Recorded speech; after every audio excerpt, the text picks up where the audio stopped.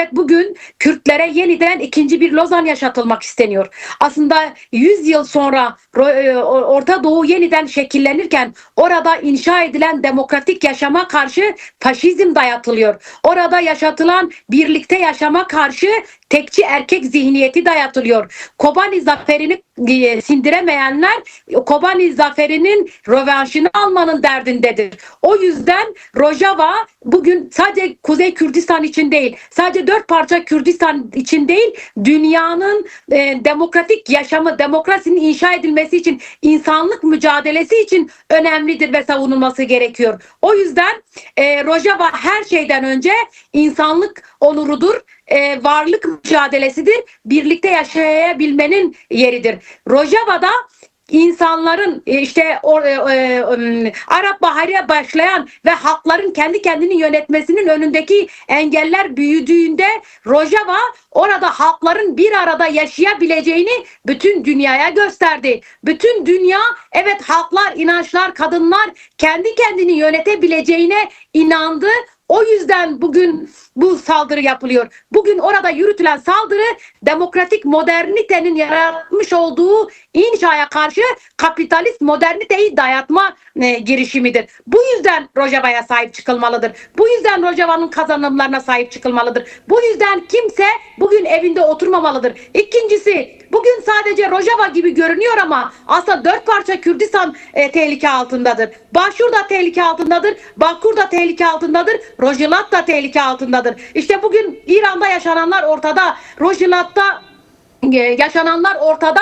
Tam da bugün burada yaşananların oraya da etkisi olacaktır. Bugün Türkiye'de devam eden barış ve demokratik sürecinin de etkisi olacaktır. O yüzden bugün Rojava'ya her şeyden önce Kürtlerin birlik içinde amasız fakatsız eleştirileri bir tarafa bırakarak bugün Rojava'yı sahiplenme günüdür. Çünkü Rojava'ya saldırı IŞİD'in orada yapamadığını yeniden yapabilme girişimidir ve Kürdistan'ın bütün kazanımlarını ayaklar altına alma girişimidir. Onun için Rojava'ya sahip çıkma günüdür. Onun için Rojava korunmalıdır. Oradaki sistem, oradaki inşa edilen yaşam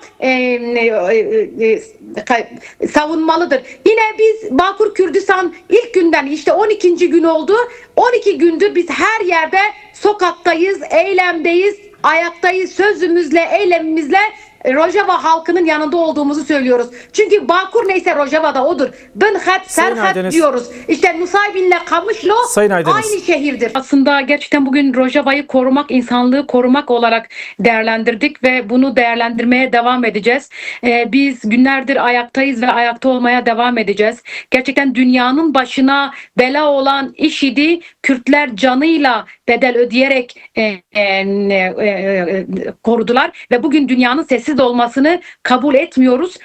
Bu sessizlik de olmamalı. Bu bir de bir şey daha gösteriyor. Bu aslında uluslararası bir komplonun olduğunu da gösteriyor. Yani bir komplo devrededir. Kürtler bütün büyük bedeller ödeyerek varlıklarını elde etmiş olan Kürtlerin yeniden varlıklarının yok edilme girişimidir. O yüzden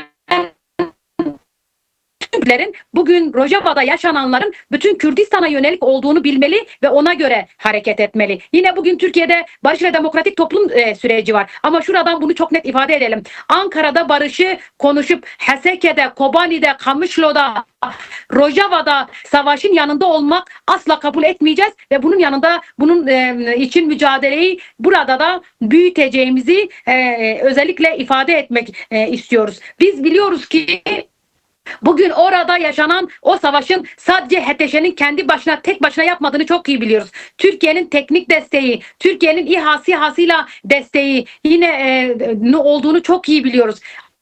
Ama Türkiye bunu iyi hatırlamalı. Bugün işte Rakka'da IŞİD'lerin bırakıldığı söyleniyor. İşte Diyarbakır'daki bombanın, Suruç'ta, Antep'te, Ankara'da patlayan bombaları Türkiye'nin unutmaması gerekiyor. İşte daha birkaç gün önce Yalova'da IŞİD hücrelerinin nasıl örgütlendiğini, nasıl palazlandığını, bunu nasıl şimdiye kadar hükümetin görmemesi aslında bunların hepsinin, bu oyunların ne olduğunu çok iyi gösteriyor. O yüzden bugün Rojava'da varlık mücadelesi veriliyor. Kürtler varlık mücadelesini özgürlüğe elbet ulaştıracak. Biz de bütün Bağkur olarak bugün de, yarın da, öbür günde Rojava'daki kazanımlar kalıcı hale gelene kadar, Rojava'daki statü netleşene kadar biz de ayakta olacağız.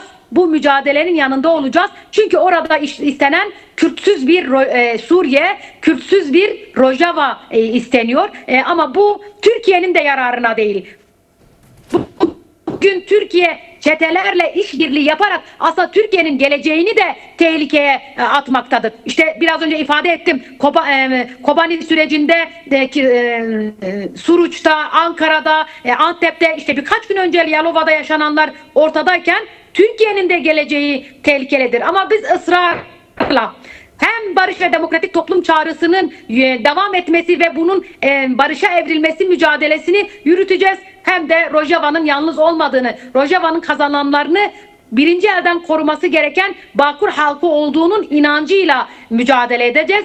İşte bugün DEM Parti grup toplantısını o yüzden Nusaybin'de yapıyoruz. Biz buradan Nusaybin'de bugün bütün çevrelere çağrı yapacak eş genel başkanlarımız. Eş genel başkanlarımızın, milletvekillerimizin orada olacağı bir grup toplantısı yapacak. Biz buradan, evet, dündendir bütün Mardin seferber, yani seferberlik ruhuyla bugünkü Nusaybin'deki yapılacak açıklama ve yürüyüş için çalışma yürütüyor. Biz de buradan bütün halkımızı, Mardin'in bütün ilçeleri, Kerboran'ından Ömerlisine, Nusaybin'inden Kızıltepe'sine, Mazı Dağı'ndan Deriğine, Savur'una, Artuklu'ya, Mardin'in hepsi, her tarafını ve yakın olan her yerin bugün Nusaybin'e akması, Nusaybin sınırından Kamışlo'ya, Rojava'ya ses vermeye çağırıyoruz. Bugün saat 1'de Midyat Demiryolu kavşağında halkımız toplanarak oradan açıklamanın yapılacağı, yer eğileceği çağrısını yapmak istiyoruz. Yine yarın da Kızıltepe'de bir yürüyüşümüz olacak. Yine Kızıltepe'de de eş genel başkanlarımızın, hem DBP'nin hem DEM Parti'nin eş genel başkanlarının, milletvekillerinin olduğu büyük bir yürüyüş planlaması var ve onun da çalışması yürüyor. O da yarın saat 14'te Özgürlük Meydanı'nda yapılacak. Yarın da, bugün Nusaybin'e, yarın da Kızıltepe'de bu yürüyüşlere katılarak Rojava halkını yalnız bırakmayacağımızı ve bunun mücadelesini de devam ettireceğimizi bir kez daha belirtmek istiyorum.